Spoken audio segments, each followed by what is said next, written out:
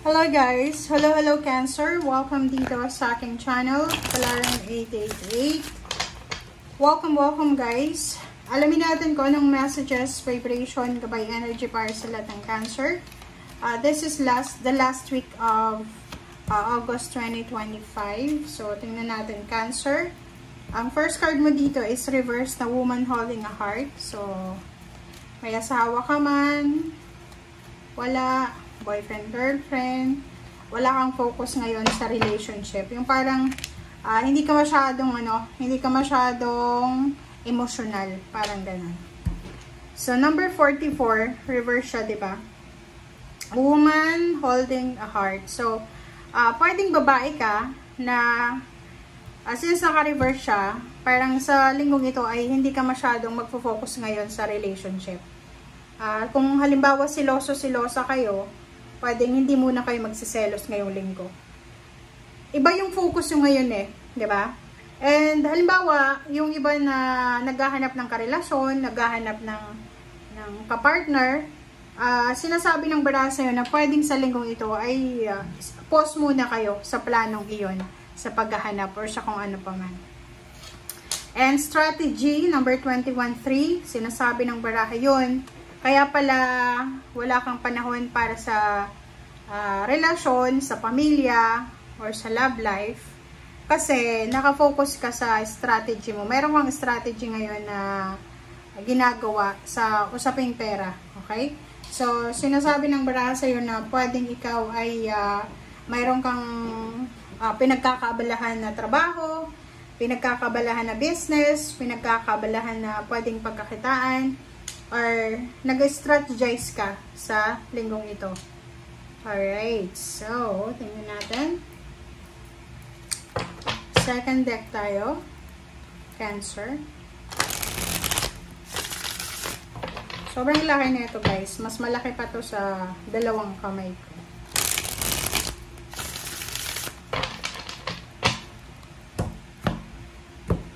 Alright, so, Cancer. Alright, so first card natin is 5 of Wands. OMG, Page of Swords. Nakakaloka tong Cancer na to. Okay. I hope nakikita nyo ha. Kalam kung naka-align ba siya or hindi. And sa ilalim mo dito is reverse na the Tower, which is maganda siya.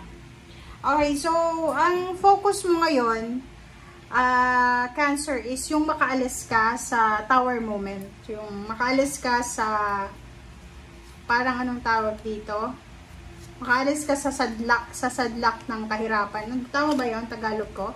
Makaalis ka, parang makarecover ka sa kung ano man na bumagsak sa buhay mo. Parang ganon. Dito sa 5 of Wands and then Page of Swords, sinasabi ng baraha sa'yo na ihanda mo yung sarili mo, Cancer, prepare yourself, kasi may possible na balita ka na matatanggap. This is maybe from Earth signs, Virgo, Capricorn, or Taurus. Pero ang nakikita ko dito, literal na from Virgo. Okay? Isang, maybe Virgo, Capricorn, and Taurus. Silang mga tatlong zodiac signs na Earth signs.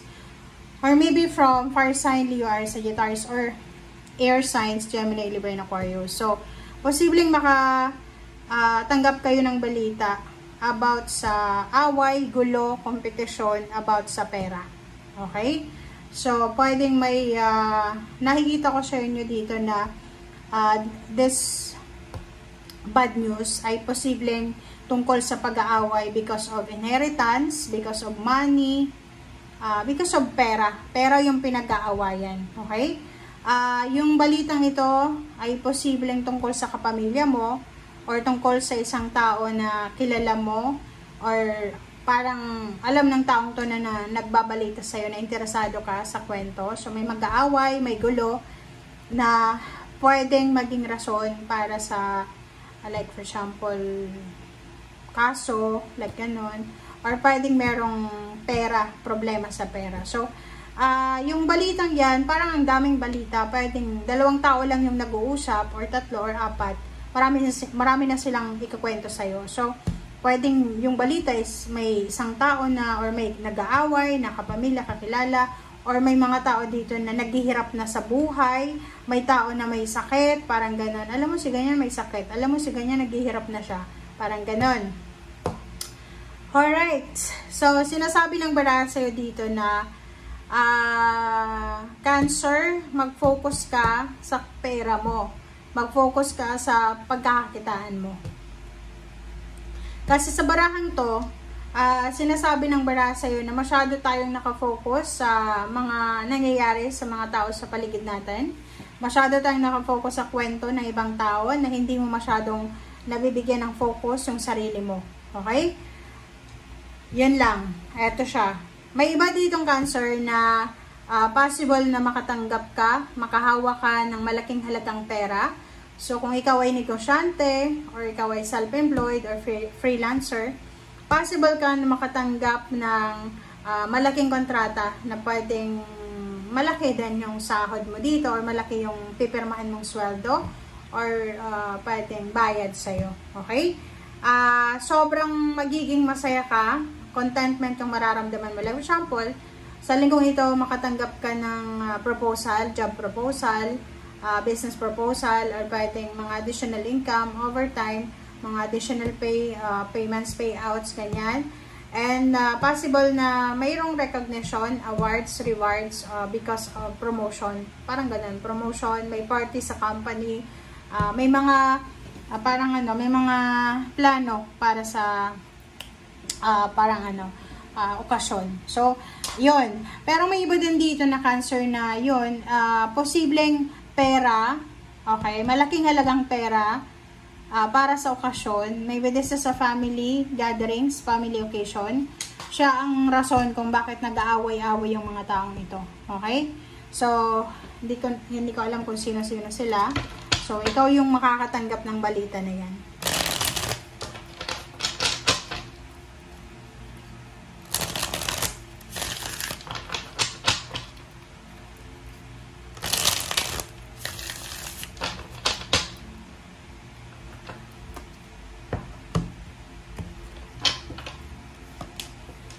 Alright, so 6 of Swords, 5 of Cups, OMG, 4 of Wands. Sa ilalim mo dito is Strength, 7 of Pentacles. Nakikita ko sure dito, Cancer, na mag-iingat kayo. You need to be careful kasi possible na may mag-offer sa inyo ng parang like for example, travel, free travel, may mag-offer sa'yo, sa buong pamilya mo siguro. Like, kapamilya mo rin ito na possible na ino-offeran ka nila ng pera para makapagpatayo ng bahay, ino-offeran ka nila ng basta sobrang itong 4 of Wands at 6 of Swords na to, ay sila yung mga tao na sobrang generous. Hindi ko alam kung sino-sino yan, but merong mga generous na tao na naging parte ng buhay mo. This is from the past. Na posible na naaalala mo sila sa ngayon. Lalo na kung ikaw ay Cancer na may problema ka sa pera, may problema ka sa finances mo. Maaalala mo yung nakaraan, yung panahon na may mga tao na willing na tulungan ka, may mga tao na willing i-sacrifice yung needs nila para ibigay sa'yo. So, nakikita ko sa'yo dito na may konting panghihinayang ka na mararanasan or mararamdaman. Like, halimbawa, nag-apply ka ng trabaho papuntang ibang bansa last year and hindi mo itinuloy.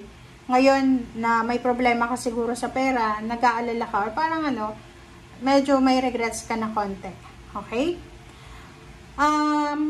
Possible din na makatanggap ka ng balita. So, maraming balita ka, maraming kwento. Basta mabibisi ka talaga sa linggong ito para sa mga kwento, chismis, or kung ano pa man.